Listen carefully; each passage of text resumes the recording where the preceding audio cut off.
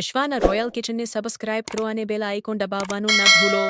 Hello friends, આજે આપણે દહીંવડા બનાવીશું। દહીંવડા તો નાના મોટા સૌને ભાવતા જ હોય છે અને એકદમ ઇઝી અને ફટાફટ બની જાય છે અને દહીંવડા તો એની ટાઈમ સૌને ભાવે। દહીંવડા બનાવવા માટે મેં અડધી વાટકી અડદની દાળ અને અડધી વાટકી મગની મોગળ દાળ લીધેલી છે।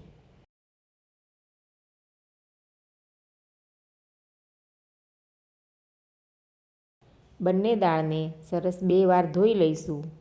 બંને દાળને 2 થી 3 વાર ધોઈ અને હવે દાળ ડૂબે તેટલું પાણી ઉમેરી ઢાંકી અને 4 કલાક રહેવા દઈશું। 4 કલાક પછી જોઈશું કે દાળ સરસ પલળી ગઈ છે। હવે તેનું પાણી નિતારી મેં કોરી કરી લીધી છે। હવે મિક્સર જારમાં લઈ જરૂર પૂરતું 2 ચમચી જેટલું પાણી ઉમેરી અને પીસી લઈશું। આ રીતની પીસી લેવી। બહુ પાતળું બેટર ના બનવું જોઈએ, આવું થીક બેટર બનવું જોઈએ। હવે તેને એક મોટા વાસણમાં કાઢી લઈશું।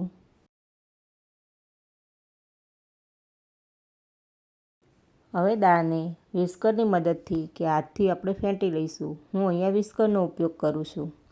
દાળનો કલર એકદમ લાઇટ અને દાળ પ્લફી ના થાય ત્યાં સુધી આપણે બરાબર એને ફેંટી લઈશું। તમે જોઈ શકો છો કે દાળનો કલર બદલાઈ ગયો છે, સરસ બેટર એકદમ પ્લફી અને લાઇટ થઈ ગયું છે। હવે એક બાઉલમાં પાણી લઈ તેમાં આપણે બેટરનું થોડું ડ્રોપ્સ મૂકીશું અને જોઈશું તો બેટર તરે છે એટલે સમજી જવું કે વડા ઉતારવા માટેનું બેટર આપણું પરફેક્ટ છે। હવે સ્વાદ પ્રમાણે મીઠું, 1 ચમચી આદુની પેસ્ટ નાખી અને બરાબર મિક્સ કરી લઈશું।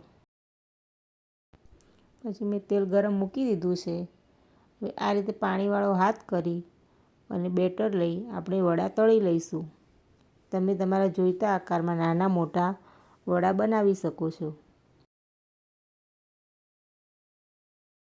વડાને મીડિયમ તાપે આછા ગોલ્ડન બ્રાઉન કલરના તળી લઈશું।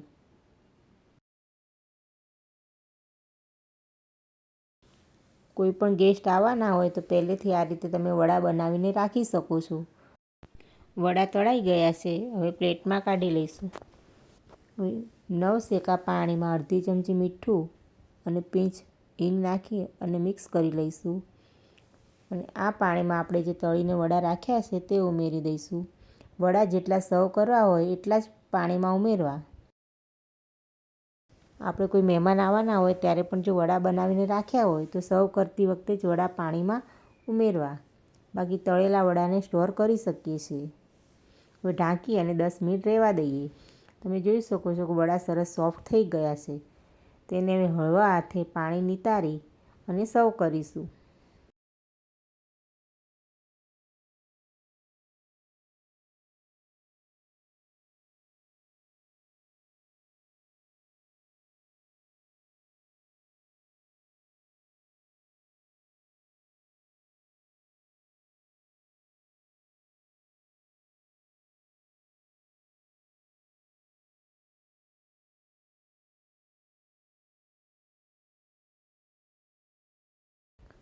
વડા ઉપર સૌથી પહેલાં દહીં,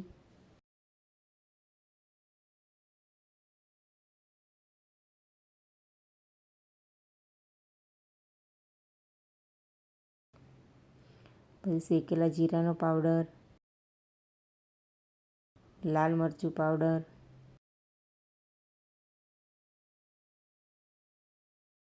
સંચળ પાવડર અને ચાટ મસાલો, પછી ગ્રીન ચટણી,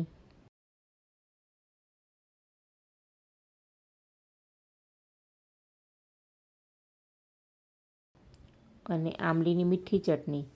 મેં બંને ચટણીની રીત ડિસ્ક્રિપ્શનમાં આપેલી છે।